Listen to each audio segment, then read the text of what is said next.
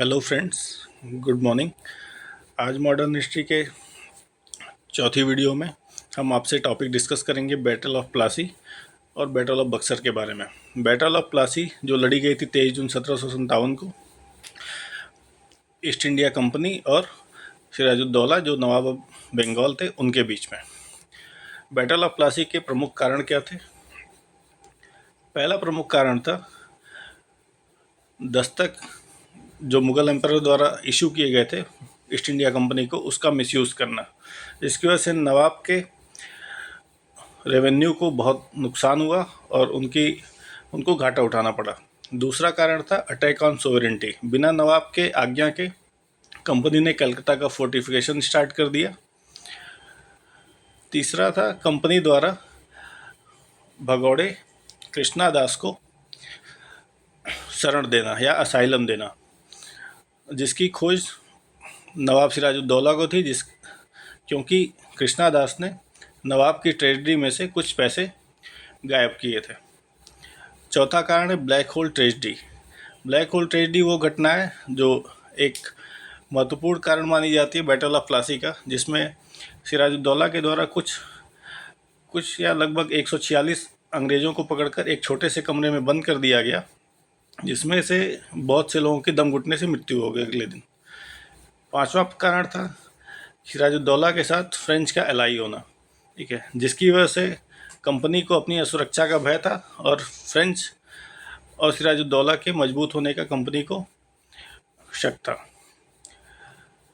और battle of Plassey में सिराजुद्दौला की हार हुई और ईस्ट इंडिया कंपनी की विजय हुई। उसके क्या इम्पैक्ट हुए इंडियन हिस्ट्री पे, आइए हम उसके बारे में जानते हैं, या क्या कॉन्सिक्वेंसेज हुए।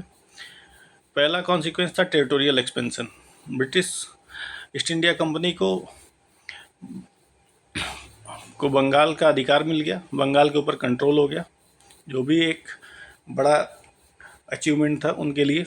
दूसरा था इकोनॉमिक एडवांटेज कंपनी के लिए, बंगाल के रिसोर्सेज को एक्सप्लॉइट करने का अधिकार मिल गया और वहाँ फ्री ट्रेड करने का अधिकार मिल गया।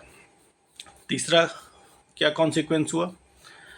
पॉलिटिकल इन्फ्लुएंस और पपेट नवाब्स बने। ईस्ट इंडिया कंपनी का पॉलिटिकल इन्फ्लुएंस हुआ और उनके पपेट्स नवाब बनने लगे। जैसे पहले ऐसे नवाब थे मीर जाफ़र, जिन्होंने सिराजुद्दौला के साथ धोखा दिया और जिसकी वजह से सिराजुद्दौला लगभग बिना लड़े ही बैटल ऑफ प्लासी हार गए। चौथा कॉन्सिक्वेंस हुआ एडमिनिस्ट्रेटिव चेंजेस हुए बंगाल के एडमिनिस्ट्रेशन में और ईस्ट इंडिया कंपनी की मिलिट्री स्ट्रेंथनिंग हुई। और पांचवा था ईस्ट इंडिया कंपनी की मिलिट्री सुप्रीमेसी का होना।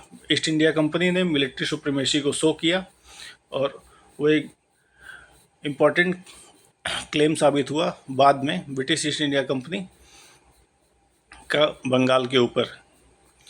और छठवां एक कारण था इंपीरियल एम्बिशन का होना, या उसका कंपनी का इंपीरियल एम्बिशन और ज़्यादा मजबूत हो गया प्लासी को जीतने के बाद, और वो बड़े लेवल पे भारत को एक कॉलोनी के तौर पे अपने देखने का विचार करने लगी। अब हम आते हैं बैटल ऑफ बक्सर की तरफ। बैटल ऑफ बक्सर हुई थी 22 अक्टूबर 1764 को, जिसमें ईस्ट इंडिया कंपनी की तरफ से हेक्टर मुनरो और उनके खिलाफ नवाब मीर कासिम बंगाल के, और उनके साथ थे मुग़ल एम्परर शाह आलम II और अवध के नवाब शुजाउद्दौला। ये तीनों लोग साथ में लड़े थे ईस्ट इंडिया कंपनी के खिलाफ, जिसमें इन तीनों लोगों की हार हुई और East India Company Hector Munro के लीडरशिप में विजयी हुई। और इसके कुछ प्रमुख कारण थे बैटल ऑफ बक्सर होने के। मीर कासिम भी एक पपेट नवाब ही था कंपनी का, लेकिन बाद में वो खुद को इंडिपेंडेंस घोषित करने की एस्पिरेशन देखने लगा था और खुद इंडिपेंडेंट काम करना चाहता था, और कंपनी के हस्तक्षेप से बचने के लिए उसने अपनी कैपिटल मुर्शिदाबाद से मुंगेर शिफ्ट कर ली थी। ये एक प्रमुख कारण था। और साथ ही एंटी ब्रिटिश अलायंस उसने बनाई, ये भी एक प्रमुख कारण था। तो दूसरा प्रमुख कारण क्या था? मीर कासिम ने, जो नवाब था बंगाल का, उसने इंडियन और इंग्लिश मर्चेंट्स जो थे उनको इक्वल ट्रीटमेंट देना शुरू किया। फ्री ट्रेड या जो भी टैक्सेस थे उसमें इक्वल ट्रीटमेंट देना शुरू किया, जो कंपनी को ठीक नहीं लगा, जिसकी वजह से कंपनी आक्रामक हुई मीर कासिम के खिलाफ। तीसरा कारण क्या था बैटल ऑफ बक्सर का? कि नवाब मीर कासिम ने फॉरेन एक्सपर्ट को अपनी आर्मी को ट्रेन करने के लिए अपने कोर्ट में रख लिया था, जो ब्रिटिश इंडिया कंपनी को नागवार गुजरा। चौथा कारण क्या था बैटल ऑफ बक्सर होने का प्रमुख? जो ईस्ट इंडिया कंपनी के ऑफिसर्स थे उन्होंने दस्तक का जो ट्रेड परमिट्स थे उनका मिसयूज़ किया और इस खुद के लिए स्पेशल ट्रीटमेंट की डिमांड की, जो भी मीर कासिम ने अस्वीकार कर दी, जिसकी वजह से फाइनली बैटल ऑफ बक्सर हुई। बैटल ऑफ बक्सर का असर क्या हुआ या उसके कॉन्सिक्वेंस क्या हुए? उसका प्रमुख कॉन्सिक्वेंस हुआ ट्रीटी ऑफ इलाहाबाद, जो रॉबर्ट क्लाइव ने मुग़ल एम्परर शाह आलम II के साथ की, जिसमें बंगाल बिहार उड़ीसा के दीवानी या रेवेन्यू राइट्स जो थे वो ईस्ट इंडिया कंपनी को दे दिए गए।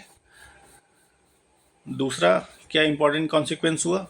ब्रिटिश एम्पायर का फाउंडेशन हुआ, बंगाल बिहार उड़ीसा का पूरा control British east India company के हाथ में आ गया, तो एक फाउंडेशन स्टोन साबित हुआ ब्रिटिश एम्पायर के आगे इंडिया को कॉलोनी बनाने में।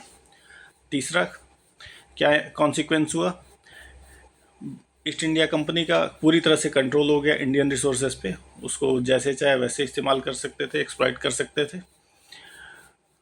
चौथा कॉन्सिक्वेंस क्या हुआ? डुअल गवर्नमेंट का इस्टेब्लिशमेंट हुआ, ईस्ट इंडिया कंपनी के हाथ दीवानी आई और वो रेवेन्यू कलेक्शन का अधिकार मिला उनको, और जो नवाब था उसके पास बिना रेवेन्यू के अदर एडमिनिस्ट्रेशन का अधिकार मिला, निजामत का अधिकार मिला, जो उसके लिए बाद में बोझिल साबित हुआ।